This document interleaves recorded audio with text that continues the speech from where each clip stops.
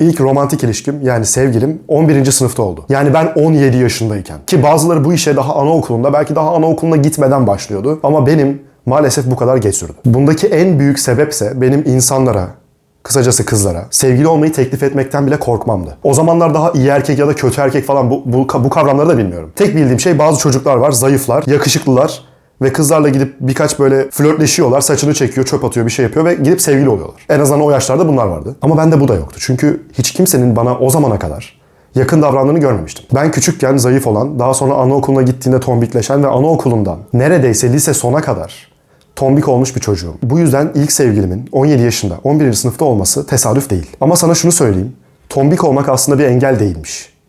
Çünkü ben aslında o zamanlar iyi erkek bile değilmişim. Ben direkt o zamanlar görülmüyordum. Kızlara teklif dahi etmiyordum. Ama daha sonradan ne oldu da benim sevgilim oldu? Ne değişti? İlk sevgilim benim biraz daha kilo vermemle, tam kilo verdiğim zamanlara denk geliyordu. Ve daha sonrasında biraz daha çekici olmamla oldu.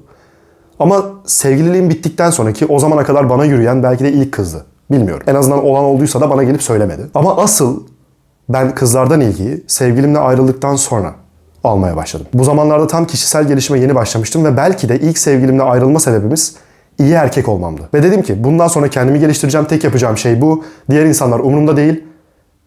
Bu kadar. Artık gidiyordum. Ne söylemek istersem söylüyordum. Bazı insanların canı sıkılmış, sıkılmamış umurumda değildi. İçimde iyi bir insan olduğunu biliyordum. Hala bu iyi insan canlıydı ama ben kişisel gelişime girdiğimden beri artık insanlara nasıl davranmam gerektiğini, bir insanın nasıl davranması gerektiğini iyi öğrenmiştim. O yüzden etrafımdaki insanlar bana daha çok saygı duymaya ve kadınlar da çekilmeye başladı. Hatta sana şöyle söyleyeyim, ben bir yıl içinde sadece bunlar bildiklerim yaklaşık 10 kişinin bana açıldığını gördüm. Peki değişen şey neydi? Ben eskiden iyi erkektim de daha sonra kötü erkek oldum. O yüzden mi kızlar bana gelmeye başladı? Hayır.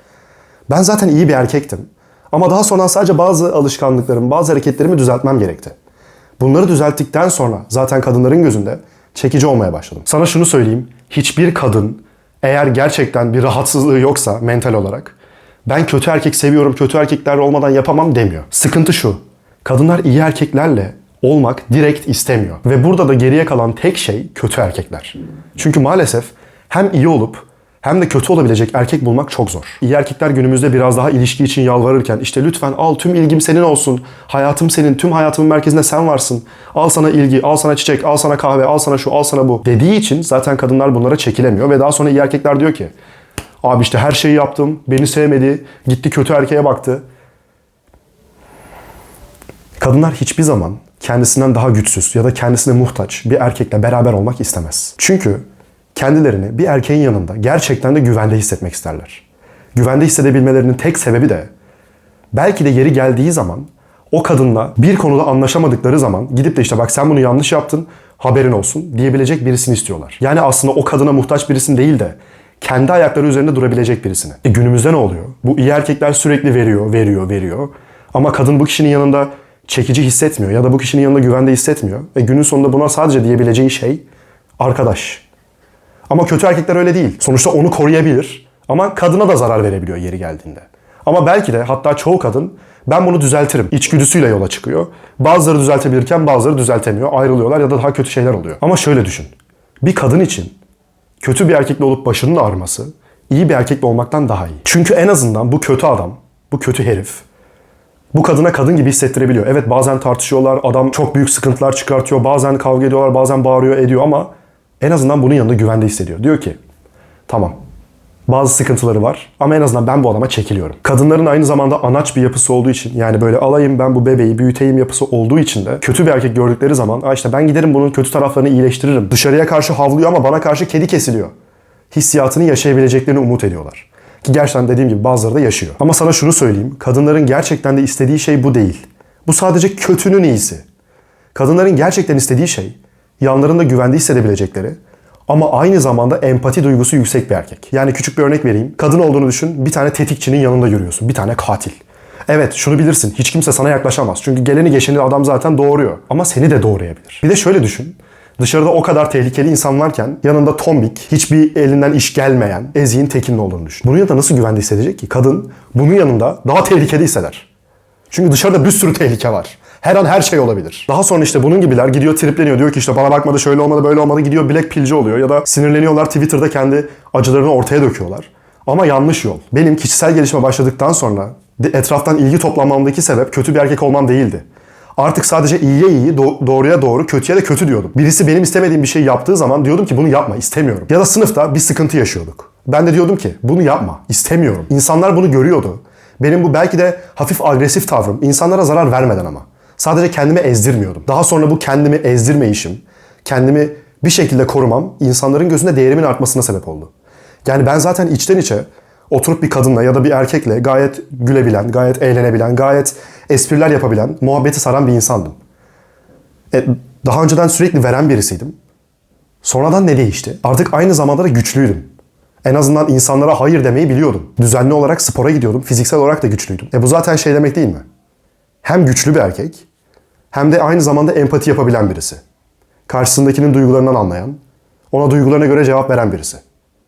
Yani ben aslında artık ne iyi erkektim ne de kötü erkektim. Sadece iyi erkeğin olması gereken özelliklerini alıyordum. Ve aynı zamanda kötü erkekten de bazı şeyler alıyordum. Ve ortada gerçekten de bir kadının güvenebileceği, belki de partneri olarak seçebileceği bir erkek yer alıyordu. En azından kişisel gelişimle ilgileniyorsan senin de bulunmak istediğin yer orası olmalı. Ben işte çok şöyleyim, böyleyim, kadınlara zarar veririm, kadınlar şöyledir, böyledir. Bunlar işe yaramıyor. Burada çünkü bir o kadar bu kadar güçsüz. İkisi de çok güçsüz. Bu da kendi duygularını kontrol edemiyor, bu da kendi duygularını kontrol edemiyor. Bu öfkeyi kontrol edemiyor. Bu da vereceği sevgiyi kontrol edemiyor. Çünkü ailesinden belki de yeterince sevgi almamış. Ve nerede sevgi görürse ona sanki bitecekmiş bir kaynak gibi davranıyor. Bitmesin diye. Al sana da şunu vereyim, sana da şunu vereyim, sana da şunu vereyim. Bu ne yapıyor? İşte diyor kadın sus, vuruyor bir tane. Günün sonunda iki taraftaki kadınlar da mutsuz. O yüzden senin yapman gereken şey şu. Gidip artık neyi fazla verdiğine dikkat et. Ve de ki insanlar benim sınırımı aştığı zaman bunu söyleyeceğim. Kendimi savunmam gerekirse savunurum. Bir kıza da gidip sanki tek seçeneğim oymuş gibi davranmayacağım. Çünkü hiçbir kadın kendisine bağımlı bir erkeği istemez. Çünkü neden istesin ki? Bu güçsüzlük belirtisidir.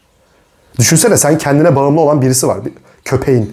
Sen köpeğine of ne kadar güçlüsün ya işte ben olmasam kesin hayatta kalırsın diyor musun? Niye seni köpeği gibi görmek istesin ki bir kadın? Ya da her istediğini yapacak, kendi sınırları olmayan, sürekli üzerine basıp geçebileceği, çiğneyebileceği bir erkek olarak. Niye böyle birisini istesin? Gidip kadınlara kötü davranma. Ama eğer karşındaki insanın her istediğini de yapıyorsan, özellikle bir erkek olarak bir kadının maalesef burada olmaya mahkumsun. Bazı eylemlerini burada sınırlaman, bazı eylemlerini de burada sınırlaman gerekebilir. Bunun muhakemesi ya da karşındaki insana göre nasıl davranacağın sana kalmış. Ama en azından çok fazla karşındakine ilgi verirsen, gereğinden fazla sürekli ararsan, sürekli ay canım, ay şöyle, ay böyle, kendi amacından uzaklaşırsan, kendi hayatında, belki ders çalışman gerekiyordur. Belki de bir işte çalışıyorsundur. Sen bunları bir kenara koyup sürekli partnerine ilgi verirsen bu sefer partnerin der ki ulan bu adam ben aldığımda böyle değildi. Çalışıyordu falan, bir hedefleri vardı. Sürekli şu an benimle ilgileniyor. İleride ne olacak? İyi erkek olmak bir marifet değil. Çünkü iyi erkekler, iyi erkek olmaktan başka çaresi olmadığı için iyi erkek oluyor. Bunların başka çaresi yok. Eğer gerçekten kadınların seni çekici bulmasını istiyorsan, seçim olarak iyi olmayı seçmiş bir erkek olman lazım. Yani aslında kötü de olabilirsin. Yeri geldiğinde kötü olabiliyorsun. Ama sen onun yanında ya da çoğu zaman etrafta bir tehlike olmadığı zaman iyi erkek olmayı seçiyorsun. Bu işte benim gözüm dönerse herkesi döverim, kimse bana sataşmasın olayı değil. Gerçekten can yakmaktan bahsediyorum. Gerçekten bu potansiyele sahip olmaktan. Ve bu çoğunlukla hem zihinsel güç hem de fiziksel güçten geçiyor. En kötü anında bile en iyi hamleni yap. Sonra görüşmek üzere.